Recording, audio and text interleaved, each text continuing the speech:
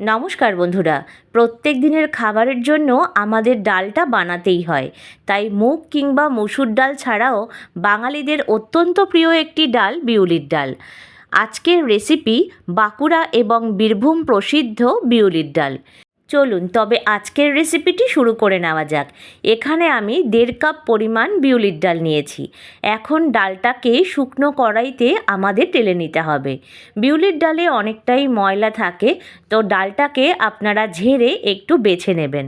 এখন ডালটাকে ভালোভাবে নাড়াচাড়া করব এবং 1 থেকে 1.5 মিনিট মতন ডালটাকে আমাদের নাড়াচাড়া করে নিতে হবে। লো টু মিডিয়ামে রেখে ডালটাকে নাড়াচাড়া করে ঢেলে নেব।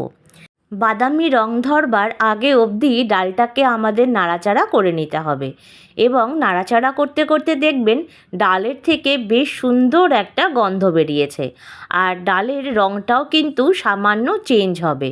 তখন আমাদের বুঝে নিতে হবে যে ডালটা বেশ সুন্দরভাবে ভাজা হয়েছে। এইবার গ্যাসের ফ্লেমটাকে আমাদের অফ করে দিতে হবে।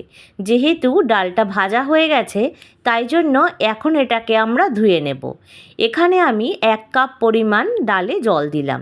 এবার ডালটাকে বেশ ভালোভাবে একবার নাড়াচাড়া করে 2-3 বার জল পাল্টে পাল্টে ধুয়ে নিতে হবে। একবার ভালো করে ধুয়ে নিয়ে আরও 2 বার আমি জল পাল্টে ধুয়ে নিচ্ছি। যতক্ষণ না অবধি ডালটা স্বচ্ছ হচ্ছে ততক্ষণ অবধি ধুয়ে নিতে হবে।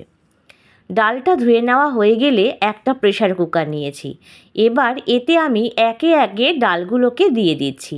ডালটাকে এখন আমরা সেদ্ধ করে নেব। চাইলে এটা আপনারা কড়াইতেও করে নিতে পারেন। সম্পূর্ণ ডালটা প্রেসার কুকারে দিয়ে নেওয়া হয়ে গেলে এতে আমি 1.5 কাপ পরিমাণে জল দিলাম। জলটা দিয়ে নেওয়া হয়ে গেলে এর সাথেই আমি দিচ্ছি 2টো কাঁচা লঙ্কা। এখন আর কিছু এতে আমরা দেব না। এবার প্রেসার কুকারের ঢাকনাটা বন্ধ করে এটাকে 2টো আমাদের সিটি দিয়ে নিতে হবে। যতক্ষণ ডালটা সিদ্ধ হবে ততক্ষণ একটি পাত্রে আমি নিয়েছি প্রায় 1.5 চামচ পরিমাণে গোটা মৌরি, আর তার সাথেই আমি দেব 1/2 চামচ পরিমাণে লবণ, আর দিচ্ছি 1.5 ইঞ্চি পরিমাণে আদা টুকরো করে। এবার এটাকে জল দিয়ে বেশ কিছুক্ষণ ভিজিয়ে নিয়ে পেস্ট করে নেব। এখন এদিকে ডালটা 2টো সিটি পড়ে গেছে। প্রেসার কুকারের ঢাকনাটা আমি খুলে দিলাম। দেখুন বন্ধুরা, ডালটা কিন্তু বেশ সুন্দর গোটা আছে, আর ডালটা এখনও ভালোভাবে সেদ্ধ হয়নি। ঠিক এই সময় আমরা দেব 1/2 চামচ পরিমাণে হলুদ, দিচ্ছি 1 চামচ লবণ। এখন ঢাকনা দিয়ে ঢেকে আরও একটা সিটি দিয়ে নেব। একটা সিটি পড়ে যাওয়ার পরে আমি প্রেসার কুকারের ঢাকনাটা খুলে নিয়েছি। এখন দেখুন বন্ধুরা, ডালটা সেদ্ধ হয়েছে কিন্তু ডালটা গোটা আছে। কড়াই বসিয়ে এতে আমি দিলাম 1 চামচ পরিমাণে ঘি। চাইলে সাদা তেলে সামান্য ঘি মিশিয়েও রেসিপিটা বানাতে পারেন। এখন দিচ্ছি 1 চামচ পরিমাণে মৌরি, তার সাথে দিচ্ছি 2টো শুকনো লঙ্কা, আর দিচ্ছি 2টো তেজপাতা ফাটিয়ে। এখন এই প্রত্যেক কটা উপকরণকে নাড়াচাড়া করে ভাজা করে নেব। তেজপাতা এবং লঙ্কাটা ভাজতে কিন্তু একটু সময় লাগে। বিউলির ডালে অনেকেই হলুদটা অপছন্দ করে থাকেন, তো তারা হলুদটা স্কিপ করবেন। আমার পরিবারে সকলেই হলুদ ছাড়া খেতে চায় না বলে তাই আমি হলুদটা ব্যবহার করেছি। এখন দিলাম 2 গ্রাম মতন হিং। এই হিংটা দিলে বিউলির ডালের গন্ধটাই একেবারে অন্য রকম স্বাদ নিয়ে আসে। এখন ভালোভাবে এটাকে নাড়াচাড়া করে নিয়ে যে আদা এবং মৌরিটাকে আমরা পেস্ট করে নিয়েছিলাম সেটাকেই দিয়ে দিলাম। এখন গ্যাসের ফ্লেমটা কমিয়ে দিয়ে এটাকে ভালোভাবে নাড়াচাড়া করে ভাজা করে নেব।